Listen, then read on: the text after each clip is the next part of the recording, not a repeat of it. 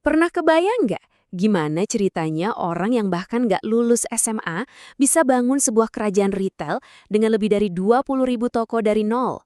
Ini adalah kisah yang luar biasa tentang fokus, kerja keras, dan keberanian. Oke, yuk kita bedah ceritanya. Sebelum kita ngomongin soal bisnis triliunan rupiah, kita mulai dari sesuatu yang sangat membumi.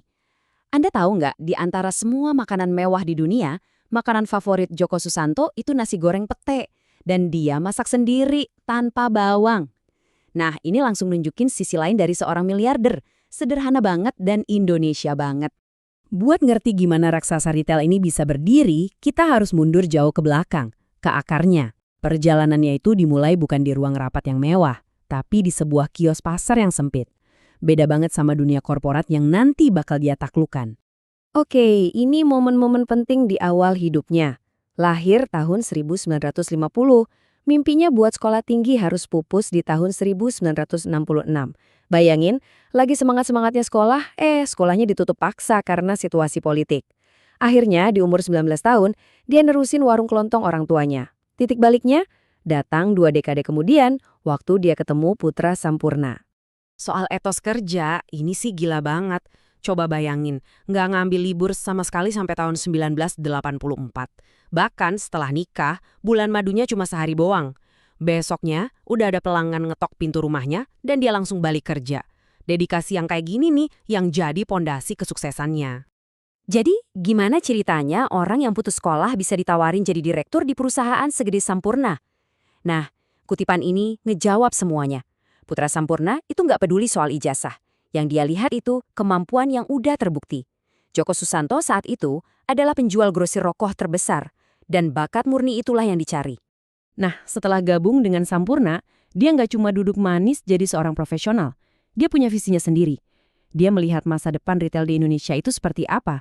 Dan dari situlah dia mulai membangun sesuatu yang dia sebut sebagai bayinya, yang kita kenal sekarang sebagai cikal bakal Alfamart. Ini pertanyaan strategis yang bagus banget. Di akhir tahun 90-an kan lagi zamannya toko-toko super besar kayak hypermarket.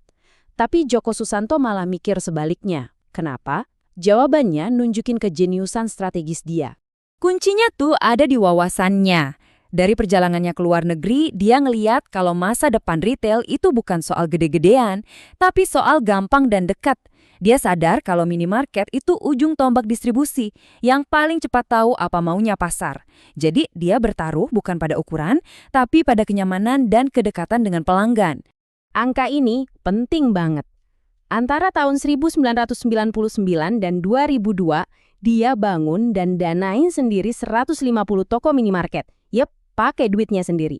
Jadi, apa artinya 150 toko itu? Itu adalah bukti nyata konsepnya. Sebelum dia minta dukungan penuh dari Sampurna, dia pakai modalnya sendiri buat ngebuktiin kalau model bisnis ini beneran jalan. Dia nggak cuma datang bawa ide di atas kertas, dia datang bawa bukti nyata yang dia bangun pakai keringatnya sendiri. Tentu aja perjalanannya nggak mulus kayak jalan tol. Ada 2 krisis besar yang benar-benar menguji kepemimpinan dan keteguhan hatinya sampai ke batas. Justru momen-momen inilah yang membentuk karakternya. Yuk kita lihat gimana dia ngadepin itu semua. Waktu kerusuhan 98 meledak, Joko Susanto kebetulan lagi ada di Hong Kong. Laporan soal penjarahan dan kebakaran masuk terus. Sementara banyak orang panik dan kabur dari Jakarta, dia malah ngambil keputusan yang luar biasa. Dia terbang balik.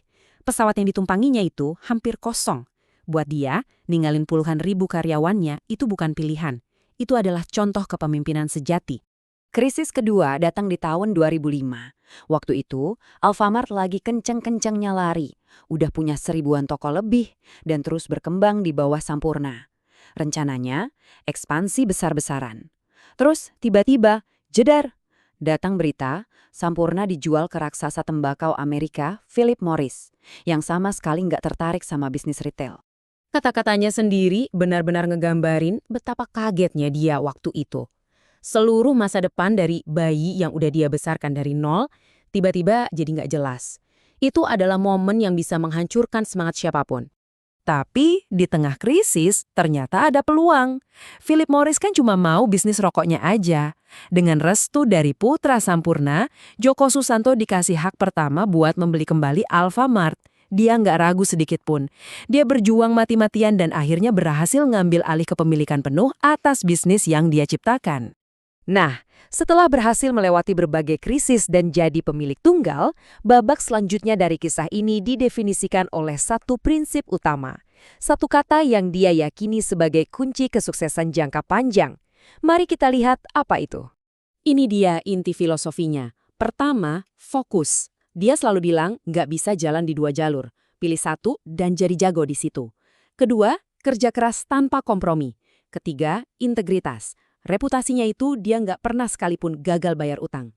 Dan terakhir, keberanian. Kalau udah ambil keputusan, ya maju terus pantang mundur.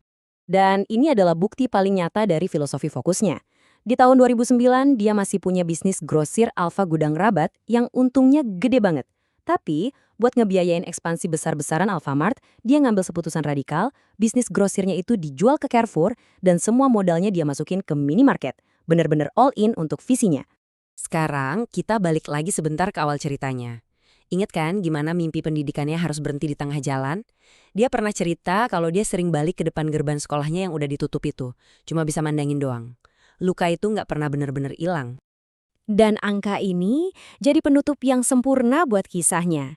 Ini adalah jumlah mahasiswa yang sekarang bisa mengenyam pendidikan lewat sekolah dan universitas yang dia dirikan. Universitas Bunda Mulia. Pria yang nggak bisa menyelesaikan SMA-nya, sekarang justru memberikan pendidikan tinggi untuk lebih dari 12.000 orang. Lingkarannya jadi lengkap. Kisah Joko Susanto adalah pelajaran tentang kekuatan fokus yang luar biasa. Dia fokus pada retail, fokus pada kerja keras, dan fokus untuk membangun kembali mimpinya yang dulu hilang. Ini ninggalin kita dengan satu pertanyaan. Di tengah semua gangguan dan pilihan dalam hidup kita, apa sih satu hal yang seharusnya menjadi fokus utama kita sekarang?